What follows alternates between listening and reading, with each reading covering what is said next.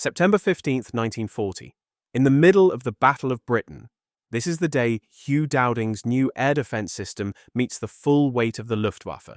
At the RAF airfield at Duxford in Cambridgeshire, a map of southeast England is crowded with small wooden blocks that WAF plotters push inland with long, clear rods, each one standing for a German formation coming over the channel.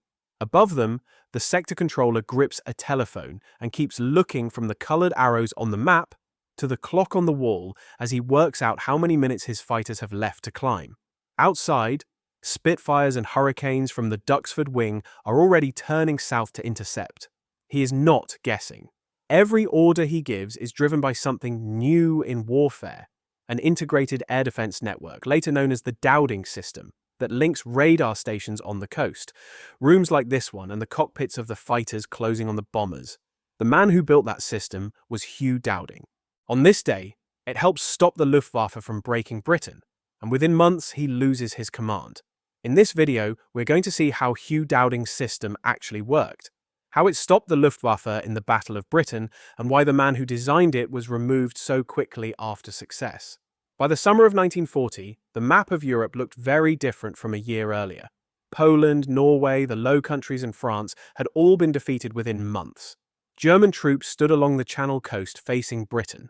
On paper, the next step seemed obvious. Cross the water and try to force Britain out of the war. Adolf Hitler's invasion plan, known as Operation Sea Lion, depended on one essential condition. The Luftwaffe had to break the Royal Air Force's fighter force and gain control of the air over southern England. Without that, any invasion fleet would have been exposed to British aircraft and the guns of the Royal Navy. The air campaign that followed is what we now call the Battle of Britain. Officially, it ran from July 10, 1940 to the end of October 1940, and is often described as the first major campaign fought entirely in the air. RAF Fighter Command divided the country into 4 large regions, called groups. 11 Group, under Air Vice Marshal Keith Park, defended London and the southeast on the main line of German attack. 12 Group to the north covered the Midlands and was expected to help 11 Group when raids were too big to handle alone. Duxford was one of 12 Group's sector stations, controlling squadrons that could be sent south at short notice. On the ground, Britain looked vulnerable. The Luftwaffe could put more aircraft into the air than Fighter Command, and German bombers had already devastated cities across Europe. Yet behind those simple numbers was something German planners did not fully appreciate: a new way of organizing air defense. To see where that idea began, we have to go back to the previous war. On July 31, 1917, Brigadier General Edward Ashmore left the Western Front and was given a new job to try to stop German air raids on London. He called his organization the London Air Defence Area. Ashmore set up an office near Whitehall with a large gridded map on the wall, and around that map he built a basic version of an integrated air defence. There were about 200 observer posts in the countryside around London, each connected by telephone to his headquarters. Around the city, he arranged a ring of roughly 600 anti-aircraft guns, about 25 miles from the centre. Inside that ring, he had some 378 fighter aircraft, ready to be scrambled against incoming raids, supported by a small number of barrage balloons to obstruct low-flying attackers. Reports came in by phone. Staff marked on the map where enemy aircraft seemed to be and where friendly fighters were climbing to intercept. It was messy and improvised, but the essential idea was clear: collect information, sort it, display it in one place, then direct guns and fighters from that picture. Ashmore did not have radar computers or radios in every cockpit. What he had was a principle that the air defense of a modern city was not just about individual pilots and gun crews, but about turning many small eyes and ears into a single, coordinated response. 2 decades later, Hugh Dowding took that idea, added a new technology called radar, and extended it across most of Britain. In July 1940, the Luftwaffe did not enter the Battle of Britain without a concept. German planners had a sequence in mind. The first phase, from early July into August, concentrated on ships and ports in the Channel. German bombers went after coastal convoys and harbour installations, trying to disrupt British shipping and draw RAF fighters into combat over water. Losses on both sides were heavy, but the main test still lay ahead. On August 13, 1940, a day the German Air Force called Adlertag, or Eagle Day, the Luftwaffe opened its main assault. The focus shifted to airfields, radar stations, and aircraft factories. Day after day, bomber formations crossed the coast and drove inland towards Fighter Command sector stations and the workshops that built Hurricanes and Spitfires. On August 12, 1940, German aircraft attacked several chain-home radar stations along the south coast, including the sites at Rye, Pevensey, and Dunkirk in Kent, and Ventnor on the Isle of Wight. Some were knocked off the air for hours, and Ventnor, which was badly hit, was out of action for several days. Technicians worked through the bombing, temporary sets were brought in, and the radar picture for commanders was never completely lost. From September 7, 1940, the Luftwaffe shifted again. Large raids smashed into London in daylight, and then at night, and other cities, including Birmingham, Bristol, Manchester, and Coventry, soon joined the list. This was the beginning of what people in Britain came to call the Blitz.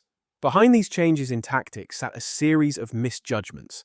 German intelligence estimates consistently underestimated how many fighters the RAF still had and how quickly British factories and repair shops could replace losses. An overclaiming of kills helped to sustain that error. The main German single-seat fighter, the Messerschmitt Bf 109, was operating near the limit of its range from French airfields, so it could stay over target for only a short time before fuel forced it home, which made sustained escort difficult. The shift to bombing cities was intended to break British morale and to draw the RAF into a decisive battle over London, but in practice, it reduced the pressure on 11 Group's airfields just as they were reaching their limits. From the German side, this sequence could still look like a plan to wear down the fighter force, damage its infrastructure, and force it to fight on less favourable terms. What German commanders could not see clearly was how their opponents were handling the flow of information. That was Dowding's advantage. Hugh Dowding became the first commander of Fighter Command in 1936.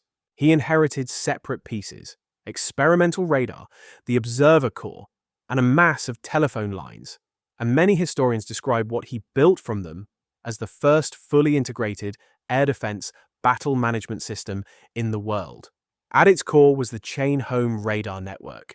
Along the east and south coasts stood tall steel transmitter towers, paired with wooden receiver towers. These sets could detect large formations of aircraft approaching over the sea at long range and at moderate to high altitude. They were crude by later standards, but they offered something new: warning in minutes rather than seconds. Behind the coastal line were lower-powered radars and hundreds of posts of the Royal Observer Corps. The radars could not see low-flying aircraft close into the coast, so observers, often with nothing more than binoculars and training, watched the skies and phoned in bearing, height, and aircraft type when they could. Dowding's key achievement was not just to deploy these tools, but to link them and manage the information they produced. Every radar and observer corps report flowed by dedicated telephone line into a central filter room at Fighter Command headquarters at Bentley Priory. There, filter officers compared overlapping reports, removed duplicate or obviously incorrect ones, and combined the rest into single tracks representing each raid. From there, this simplified picture went to group headquarters and then to sector operations rooms, including the one at Duxford, where controllers could see where raids were, how many aircraft they held, and roughly how high they were flying. From the moment a German formation crossed the French coast, bombers might need only about 20 minutes to reach London.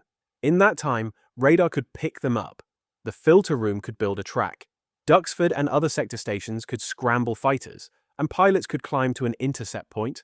In practice, it became a race every time, and the system was designed to save as many seconds as possible.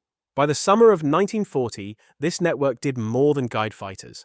Anti-aircraft guns, searchlights, and barrage balloons were wired into the same structure. The Dowding system turned what would otherwise have been a set of separate units into one connected organism, and it relied on people as much as machines.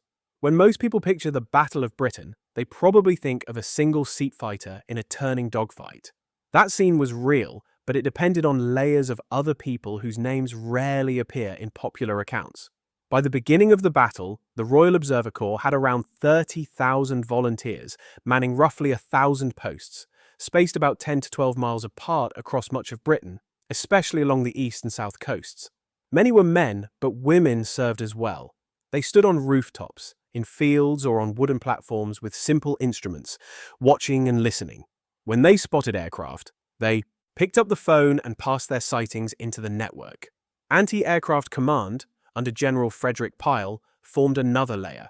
By July 1940, it controlled around 1,200 heavy guns and several hundred lighter pieces, supported by almost 4,000 searchlights. Batteries around London, the Midlands, and key ports were linked into the reporting chain, so that when raids came in, guns could be brought to readiness using the same picture that guided the fighters. During the battle, those guns were credited in various sources, with shooting down somewhere between 200 and 300 German aircraft. Then there was Balloon Command. Formed in late 1938 under Air Vice Marshal Owen Tudor Boyd, it operated more than 1,400 barrage balloons by the summer of 1940, grouped around cities, docks, and factories. Steel cables hanging from those balloons forced incoming bombers to higher altitudes, where anti-aircraft fire and fighters were more effective and precision bombing was harder. Over the course of the war, studies of operational records indicate that more Allied aircraft than German ones struck those cables. But Dowding and his colleagues judged the risk acceptable to protect key targets. All of this, observers, guns, searchlights, and balloons, sat inside the same reporting and control structure. The crucial idea was not a single gadget. It was the choice to treat detection, command, and weapons as parts of one system and to give that system a clear chain of decisions. To see how that worked in practice, it helps to step into a room like Duxford's operations block. At the height of the battle, if you walked into Duxford's operations room, you would not see pilots. You would see a busy workplace. On the main floor, Women's Auxiliary Air Force plotters stood around the huge table, map, each with a long croupier-style rod in hand. As calls came in from the filter room and the observer corps, a duty officer called out bearings, heights, and strengths, and the plotters pushed blocks marked as hostile or friendly into position, then added small markers to show estimated altitude and number of aircraft. Around the edge, a colored clock showed which markers were fresh and which were a few minutes old, and every 5 minutes the color changed. Plotters updated arrows and positions so that the picture the controller saw stayed as close to real time as human hands could make it. Up in the balcony was the controller's position. At Duxford during the Battle of Britain, that post was held by officers such as Alfred Basil Woodall, known as Woody to the pilots. He sat in front of a bank of telephones and radio sets linked back to 12 group headquarters at RAF Watnall and outwards to the fighter squadrons at dispersal. Beside him sat the officer known as Operations A, responsible for turning group-level orders into specific scrambles, and another known as Operations B, who passed those instructions to dispersal officers who rang bells, fired flares, and got aircraft moving. Army liaison officers were positioned nearby with direct lines to anti-aircraft gun sites and local civil defense centers, ready to pass air raid warnings down the chain. Veterans later described the shift patterns as brutal: 4 hours on, 4 hours off, then every 3 days an 8-hour stretch of continuous plotting. The work was repetitive, but a single moment of inattention could mean an entire raid going unmarked. If you stand where the controller stood, looking down on the table, you can see in miniature what Dowding created. No one in that room controlled the entire battle, but together they turned hundreds of telephone calls and radar contacts into concrete decisions. How many squadrons to launch, from where, at what height, and against which raid. From this same room, another controversial idea took shape. Duxford's link to the Battle of Britain is not only its operations room, it was also the base for one of Fighter Command's most debated tactics, the Big Wing. In 1938, No. 19 Squadron at Duxford became the first RAF unit to receive the new Supermarine Spitfire. And by 1940, the airfield hosted several squadrons flying both Spitfires and Hurricanes. As the battle intensified, Air Vice Marshal Trafford Lee Mallory, commanding 12 Group, and Squadron Leader Douglas Bader, an experienced pilot with No. 242 Squadron, began to push a different way of using those forces. Instead of sending individual squadrons up one by one, they wanted to assemble 3, 4, even 5 squadrons into a single big wing over the Midlands, then drive that formation against incoming bomber streams. Duxford became the center of this experiment. On paper, the arguments were straightforward. A larger formation could hit a bomber force in one heavy blow and give its own pilots more support against German fighters. The difficulty was time. To form a big wing, several squadrons from different airfields had to take off, climb and rendezvous. Every minute spent assembling was a minute in which bombers were closing on their targets. For 11 Group, whose airfields lay directly under the main routes, waiting for a large formation that might arrive late was seen by Keith Park as too risky. He preferred smaller, faster, reacting groups of squadrons, sent up where the Dowding system showed they were needed. The disagreement was not just theoretical. On some raids, accounts from the time say that Bader's Duxford wing arrived in strength and inflicted heavy losses. On others, it reached the fight too late or at the wrong height to prevent serious damage to airfields and docks. After the battle, this tactical dispute fed into internal politics at the top of fighter command. Within a few months, both Dowding and Park were moved from their posts, and new leaders, including Lee Mallory, took over key commands. Many historians note that the men who had managed the original system were replaced in part by officers who had criticized aspects of it. Across the whole command, the people making the decisions and the people flying the sorties were drawn from many countries. Fighter Command recognized 2,937 airmen as having flown at least one operational sortie in the Battle of Britain, and these are the pilots Churchill later referred to as the few. They were not all British. Roughly 1 in 5 came from overseas. Polish pilots formed the largest non-British contingent. Around 145 of them fought in the battle, many in Polish fighter squadrons such as No. 302 and No. 303. And others attached to British units. No. 303 Squadron, equipped with Hurricanes and entering the campaign only in the late summer, is widely recorded as becoming the highest-scoring fighter command unit in the battle. Its pilots, including aces such as Joseph František, brought combat experience from Poland and France, and contemporary and later accounts stress how strongly they were motivated by the occupation of their own country. Dowding later wrote that he doubted the battle would have ended the same way without the Polish squadrons and described their contribution as magnificent. They were part of a wider international mix. New Zealanders, Canadians, Czechs, Irish, South Africans, French, Belgians, Australians, Americans, and others all flew within the Dowding system, guided by the same radar plots and table maps. In total, depending on how they are counted, on the order of 600 non-British pilots took part. When a controller at Duxford or any other sector station picked up the phone to direct a squadron towards a raid, the voices answering could come from across the empire and from countries already under occupation, all plugged into the same network. Within that framework, the RAF still had to fight in a way that made practical sense. Fairly early in the battle, Fighter Command adopted a rough division of tasks between its main single-seat fighters. The Hawker Hurricane, a little slower and less agile than the Spitfire, was often directed against the bombers. The Spitfire, faster and with a tighter turning circle, was frequently tasked with taking on the escorting Bf-109s. This was never an absolute rule, because combat was chaotic, but it reflected the way many squadrons were briefed before they took off. Dowding and Park also resisted the urge to chase German formations far out over the Channel. Every fighter shot down far from land meant a pilot more likely to be lost to drowning or capture. By breaking off over home territory, they preserved trained aircrew, even if it meant some damaged bombers got away. Behind the scenes, production and repair were shifting the numbers in Britain's favour. Under Lord Beaverbrook, aircraft factories and repair shops were pushed hard. Between July and September 1940, British industry delivered hundreds of new single-seat fighters each month, and civilian repair organizations returned large numbers of damaged aircraft to service over the year. By mid-September, Fighter Command actually had more fighters on its strength than it had in early August, despite heavy losses. Morale also held up more strongly than many had feared. Pilots and ground crews were exhausted, frightened, and often bereaved, but discipline and effectiveness remained. Churchill's speeches played a part, and veterans later said that an informal fighter pilot, culture inside squadrons which treated fear as expected and duty as something you simply did, helped keep people flying. On the German side, the trend went the other way. Training organizations struggled to replace killed and captured aircrew.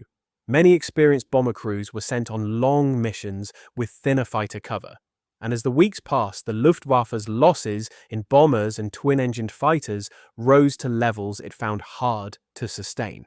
By the middle of September, the pressure was obvious on both sides, which brings the story back to that day in Duxford's operations room. On September 15, 1940, the Luftwaffe launched two major daylight raids against London. Many historians now see this as the high point of the daylight battle, and later Britain marked the date as Battle of Britain Day. For the people working inside the Dowding system, it was remembered as one of the hardest days they ever faced on duty. Radar stations along the coast picked up large formations, assembling over northern France. Filter rooms began to plot raids moving towards the Kent and Sussex coasts. Group controllers watched the picture build on their maps and started ordering squadrons to scramble. At Duxford, the operations room came to life. Squadrons were brought to readiness and then sent to take off. The Duxford wing formed up and headed south, climbing to meet the incoming raids. Controllers in 11 and 12 group had to weigh up speed against numbers. How many squadrons to hold back? How many to send against the first wave? And what might be needed if a second or third followed? As the raids crossed the coast, every part of the system went into action. Anti-aircraft batteries opened up along the Thames estuary. Hurricanes went for the bomber formations. Spitfires engaged the Bf-109's flying escort. Polish and Czech squadrons attacked some of the densest concentrations of enemy aircraft, and combat reports and later memoirs described them frequently, breaking formation and pressing very aggressive individual attacks. On the table plots in rooms like Duxford's, the blocks representing enemy raids slowed, scattered or faded as formations broke up or turned back. For many of the people watching, later interviews suggest it was the first time they really felt that the system as a whole might be turning the tide. German records after the battle showed heavy losses on that day. British losses were serious but still within what fighter command could sustain. Within weeks, large daylight raids had declined. The Luftwaffe shifted more of its effort to night bombing, and the same network had to adapt again, taking in new radar sets and new methods of searchlight control. The invasion of Britain never came. The Battle of Britain was not bloodless. By the end of October 1940, the RAF and Fleet Air Arm had lost roughly 1,023 fighter aircraft in the campaign, and total British aircraft losses, including bomber and coastal commands, were about 1,547. German losses were higher, on the order of 1,887 aircraft of all types destroyed. Behind those figures were thousands of aircrew killed, wounded, or captured, and tens of thousands of civilians killed or injured in the bombing of British cities. In strictly military terms, the Luftwaffe failed in its main objective. It did not destroy fighter command, and it did not gain air superiority over southern England. Without that, Operation Sea Lion remained a plan on paper. German attention moved towards the Soviet Union and the Mediterranean, while Britain, still under bombardment, stayed in the war. The Dowding system played a central part in that outcome. By linking radar, observers, operations rooms, guns, balloons, and fighters into one network, it allowed Britain to use a smaller fighter force more efficiently against a larger attacking air force. Historians of air power often describe it as the first truly integrated air defense network in the world and as an important model for radar and control systems developed in the Cold War. The personal story behind it was more complicated. Within a few months of the battle ending, Hugh Dowding and Keith Park were both removed from their posts. The arguments inside Fighter Command over. Tactics, especially the big wing controversy, and over how the command should be organized for future offensive operations, were among the factors that contributed to them losing their commands. Duxford itself went on to serve in later stages of the war and after it. Its operations block, preserved today, captures one moment of 1940. In photographs of that room, you can see the controller, the plotters, and the liaison officers all focused on their tasks, and no single figure stands out as a lone hero. The core idea behind the system was not a single man, a single tactic, or a single machine. It was the recognition that in modern war, information could be treated as a weapon, and that if you could collect it, filter it, and act on it faster than your enemy, you could turn a thin line of fighters, scattered gun sites, radar masts, and a network of human observers into something much more effective than its individual parts. On a day like September 15th, 1940, in rooms like Duxford's, that idea moved from theory into practice, and it helped to buy Britain the time it needed to fight on.